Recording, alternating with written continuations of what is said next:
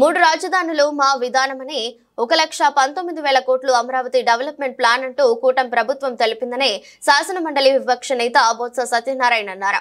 గత ప్రభుత్వం 6,000 కోట్లు మాత్రమే ఖర్చు పెట్టిందని, ఆ సందర్భంలో తాను అన్న మాటను ఇప్పుడు ఎందుకు అడుగుతున్నారని బొత్స ప్రశ్నించారు. బడ్జెట్ తో దానికున్న సంబంధం ఏమిటి అని అధికార పక్షం చర్చను డైవర్ట్ చేయడానికి ఈ అంశాన్ని తెరపైకి తెచ్చిందని విమర్శించారు. మా విధానం మూడు రాజధానులు అవసరం చెప్పాను నేను ఆ రోజుకి. మళ్ళీ ఈ రోజు నువ్వు అడుగుతున్నావు కాబట్టి మా పార్టీ విధానాన్ని మేము డిస్కస్ చేసుకొని చెప్తాము. ఆ రోజుకి మాది మూడు రాజధానులు మా విధానం. అప్పుడు ఆ రోజుకి నేను ఈ రోజుకి మళ్ళీ పార్టీ డిస్కస్ చేసుకుని చెప్తాను. మేము డిస్కస్ చేసుకుని మేము చెప్తాము. ఆ రోజుకి మా విధానం ఇది. అందులో ఇక్కడ శాసన రాజధాని పెడదామని ఇక్కడ వచ్చి తయారు చేద్దామని అనుకున్నాం. ఈ రోజు మీరు అడిగారు కాబట్టి మళ్ళీ ఈ సమస్య మళ్ళీ ముందుకు వస్తే దాని మీద డిస్కస్ చేసుకుని మేము చెప్తాం. నేను ఆ రోజు కూడా 1,19,000 కోట్ల రూపాయలతో వచ్చి ఈ అమరావతి డెవలప్మెంట్ ప్లాన్ పెట్టారు. రోడ్లకి, సచివాలయానికి, అలాగే హైకోర్టుకి, అలాగే శాసనసభకి పెట్టారు. పెట్టి ఆ రోజుకి ప్రభుత్వం నేను మున్సిపల్ అడ్మినిస్ట్రేషన్ మినిస్టర్గా సిఆర్డీ నేను ఛార్జ్ తీసుకున్నప్పటికీ 6,000 కోట్లు మాత్రమే ఖర్చు పెట్టారు. ఆ 6,000 కోట్లలో కూడా 2,000 కోట్లు వచ్చి బాండ్స్ రూపేనా, 2,000 కోట్లు వచ్చి స్టేట్ బడ్జెట్లోను, ఇంకో 2,000 కోట్లు వచ్చి బకాయిలు. అంతే ఆ రోజుకి ఆయనకు వచ్చు. అది చూసాం. 1,19,000 కోట్లు ఈ 3 సంవత్సరాలు 6,000 కోట్లు ఖర్చు పెడితే ఇదంతా ఖర్చు అవ్వాలండి, ఇదంతా కట్టాలంటే ఇంకొక 5-6 సంవత్సరాలు పడుతుంది. అంటే దీనికి 3 లక్షలు 4 లక్షల కోట్లు కావాలి.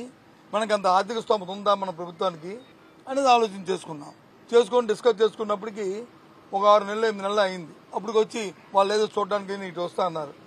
వాళ్ళు వస్తాను చూసుకొని నాతో ఎవరో మీలాంటి పత్రికా సోదరుడు అడిగారు నాకు ప్రెస్ కాన్ఫరెన్స్. ఏం చూస్తారా, ఇక్కడ ఏముందయ్యా చూడడానికి? వాళ్ళు ప్రభుత్వం 6,000 కోట్లు కూడా కనీసం ఖర్చు పెట్టి 1,19,000కి కనీసం ఒక 20,000 కూడా ఖర్చు పెట్టలేండి. 6,000 ఖర్చు పెట్టిన దానికి ఏం చూస్తుంది? ఇది మా సైడ్ ఉన్న నాన్ లాగా సామెతలాగా ఏముంది, వల్లగాల శ్మశానం లాగా ఉంది, ఇక్కడ ఏం చూస్తారా వీళ్ళు వచ్చేది అని చెప్పాను. ఆ రోజు నేను అనలేదే, సందర్భాన్ని బట్టి ఆ మాట అన్నాను తప్ప నేను మొత్తాన్ని నేను శ్మశానం అనే ఉద్దేశం నాది కాదు. ఆ రోజు చెప్పాను, ఈ రోజు చెప్తాను, రేపు అది చెప్తాను. నా ఉద్దేశం అది కాదు. ఆ సందర్భం అది అదే మళ్ళీ చెప్పాను. ఆ సందర్భం ఇప్పుడు ఎందుకు వచ్చింది? బడ్జెట్ దీని రిలేటెడ్ ఏంటి అంటే డైవర్ట్ చేయడానికి కదా. ఆ నేపథ్యంలో చెప్పాం. మరి 11,500 రూపాయలు ఎందుకైంది స్క్వేర్ ఫుట్కి?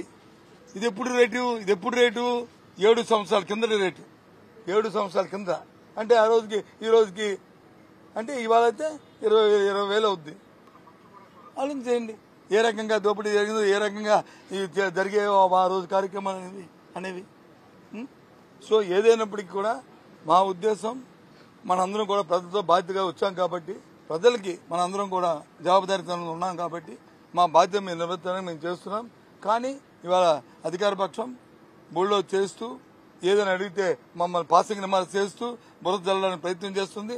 ఎంక్వైరీ ఏమంటే ఎంక్వైరీకి దాని దర్యాప్తు జరపడానికి తయారీగా లేదు. ఇది ద్వంద్వ ప్రమాణాలు పాటిస్తున్న విషయాన్ని మీ ద్వారా రాష్ట్ర ప్రధానికి తెలియజేస్తున్నాం.